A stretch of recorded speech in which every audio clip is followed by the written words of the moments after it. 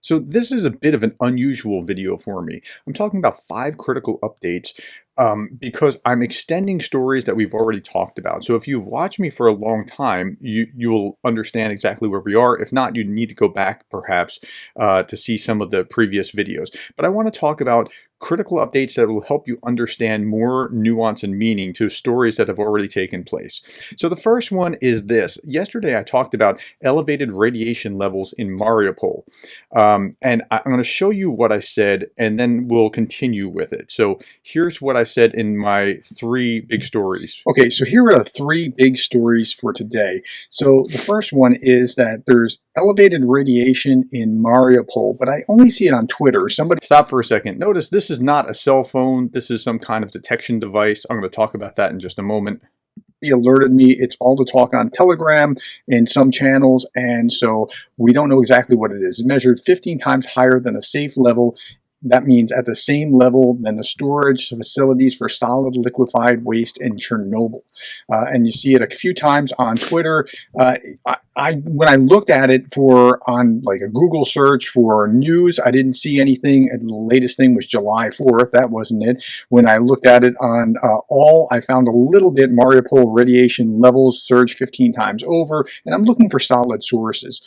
Here's the video of them like actually doing. Okay, notice I say, so this is not verified. It's not. And I made it very clear yesterday in that. So it looks like the story is something that I'm watching, but it's not something that is. So what I mean by that is it's not actually the thing. Like, so when I go back and I search again, radiation Mariupol, as I did yesterday, here's Twitter, here's the same thing I just talked about yesterday, here's the video that showed the person with the recorder or whatever it is that identifies it, and then, oh crap, that's me next. No, some people would be like, no, you want to be on the front page. No. I don't want to be in the front because I'm not trying to make news. I'm trying to report news, and there's a difference between that. So when I was explaining this, I was saying, look, this is not verified. This is just something that I saw on Twitter, and because it was on Twitter, my very next step is to then do an actual search and see what's reported. It's not like Budanov, which Budanov's wife was reported everywhere. This doesn't seem to be a big thing. Now, here's why it's not a big thing. And I am so grateful to the audience because you guys watch this and you explain things that help us all understand. Rock Butcher said 15 hours ago, Professor Gerdes, I'm a mining geologist with 30 years plus experience across 5 continents. Alluvial or placer mining is by far my favorite type of mining. I didn't even know there were different types of mining. I have a doctorate, but it's not in this. Like, I know a lot about certain material, and I know nothing about lots of other materials. Okay, I can assure you that virtually every sea, ocean, river, lake, stream has deposits of black sands along the margin. Somewhere it's simply densely separation performed by the water motion that removes the less dense material and leaves the more dense ones behind. I'm not aware of any uranium-bearing units around Mariupol, which could, in theory, erode out of concrete or on beaches. Some black sands may be marginally more radioactive on general grounds. I highly doubt that this is a source in the area. If any artillery shell blast or X-ray or other radioactive source hospital machine the smithereens, that debris were washed into the sea, you would definitely see an increase in the background. And then others added into it. A lot of furnace slags are way higher than allowable levels of radiation and can be fly ash from coal-powered plants. Agreed on the fly ash being radioactive.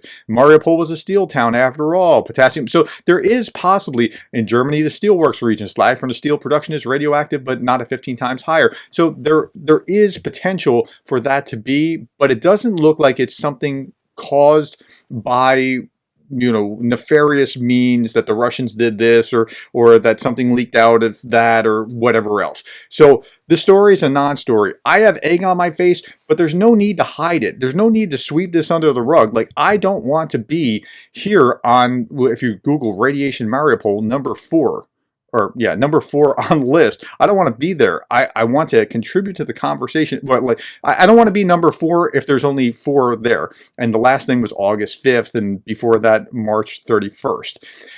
I want to present facts, and I was a little bit too early in looking at what was on Twitter and saying, uh-oh, I think there might be a thing here. Is this a thing? Okay, so I'm telling you that to say verify your sources. Even with me, verify your sources. Okay, let's move on to story update number 2.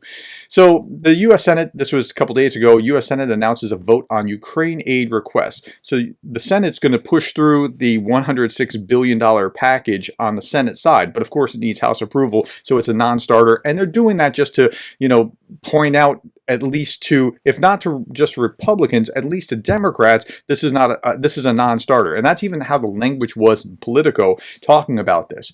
Okay, now, why pairing border security with aid for Ukraine makes a deal with Republicans so tough? Because those bad Republicans, they're just in the way. No, Republicans have their priorities too, and they want to see the border secured. Now, the more progressive you are, the less that you want to actually do that. You want to welcome all asylum seekers, whether they're really seeking asylum or they just want to come in for any other reason.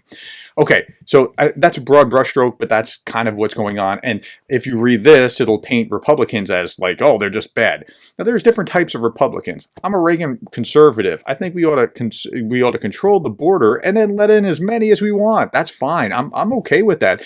Reagan was talking about how, it's great. They want to come here. But you also want to know who's coming into your country, because bad actors could be coming across the border too if you don't control that. Okay.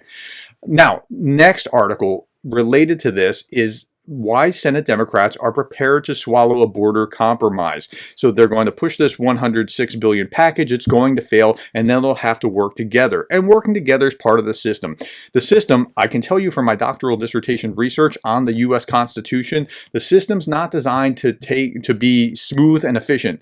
It's designed to be very, very deliberate and have to compromise and have to work together. It's designed to prevent tyranny. It's not designed for efficiency.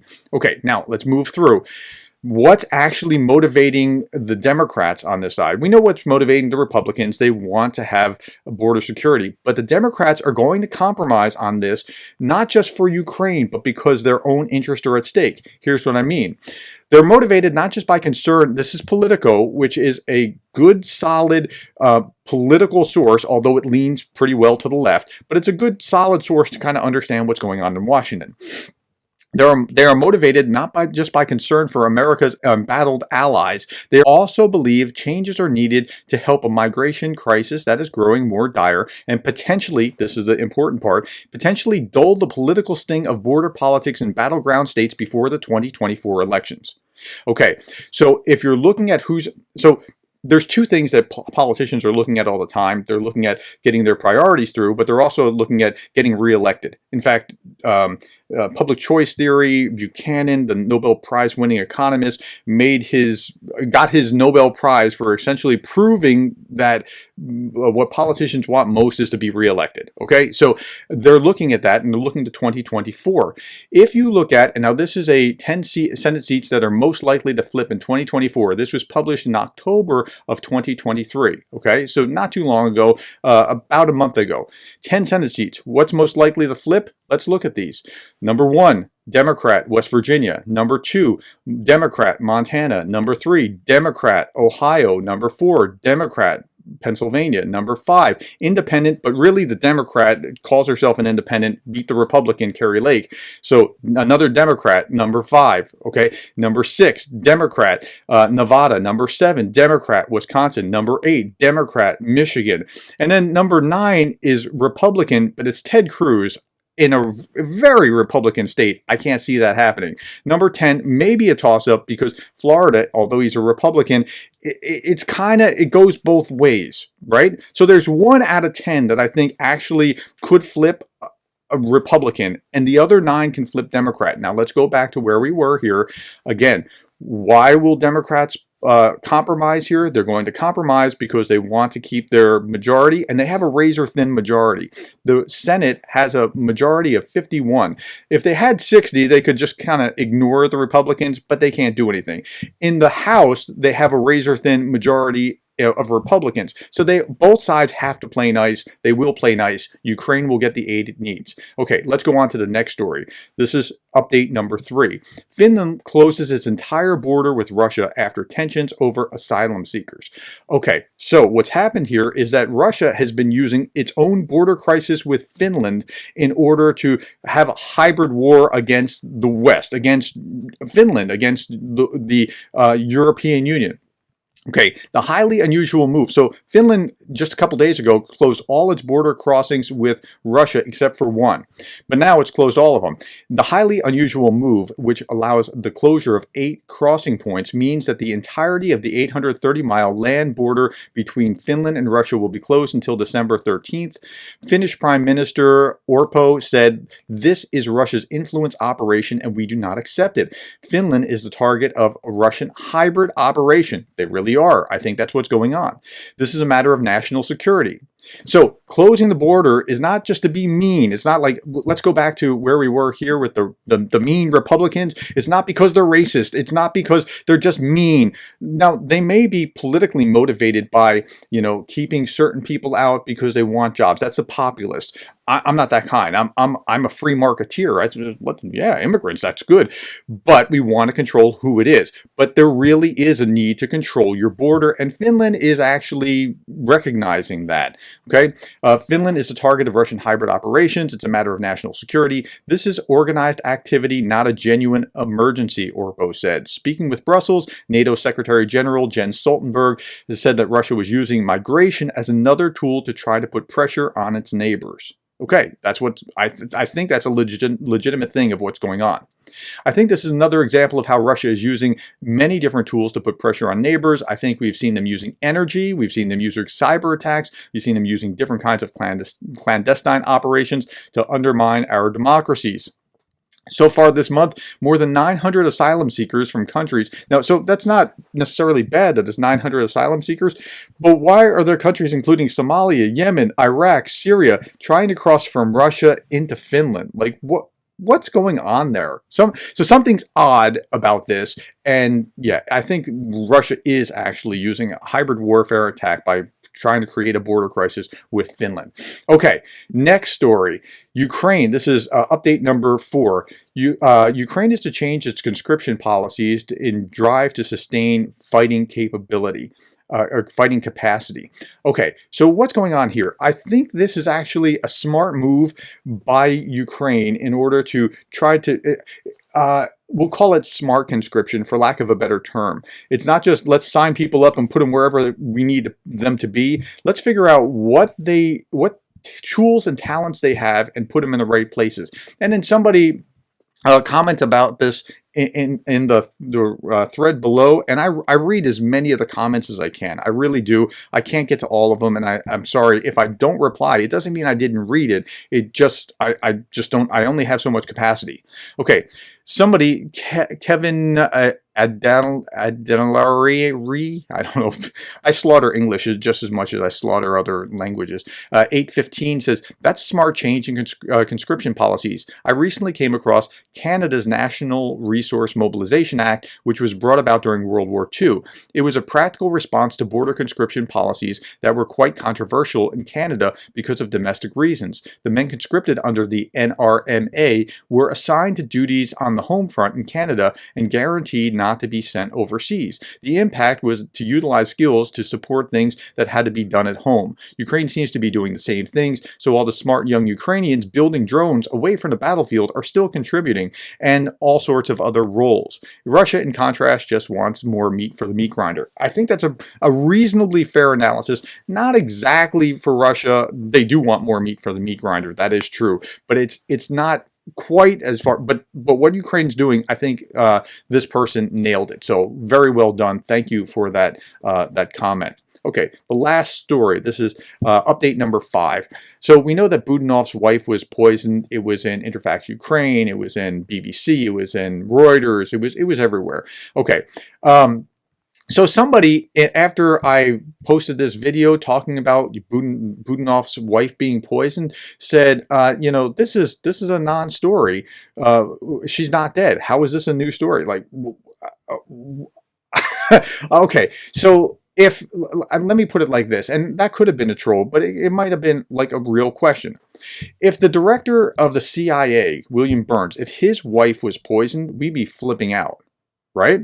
If the director of, or the chief of secret intelligence, MI6 in Britain, if that person's wife was poisoned, we'd be flipping out, right? Same kind of thing here, but here's what's some nuance. Budanov has said that his wife lives with him at his office, although she does not work at a GUR. Since 2021, however, she's been working with an advisor, to Kyiv Mayor Vitaly Klitschko. But she works and lives there. She's in a pretty safe, protected bubble. So did something get through or penetrate that bubble, or was she just careless, eating out somewhere where she shouldn't have been and she could be identified? We're not exactly sure what that is, but this is important. According to reports, there have been at least 10 attempts on Budanov's life since 2014. So he's kind of a marked man, and that they would try to attack him through his wife is pretty sick. Okay, that's the 5 critical updates that I wanted to share with you. Thank you for your time. Thank you for listening to me. You don't have to agree with everything that I say. Check things for yourself. Make your own decisions, but I want to help you understand context. Thank you. I appreciate it. Thank you for being the kind of person that cares about Ukraine.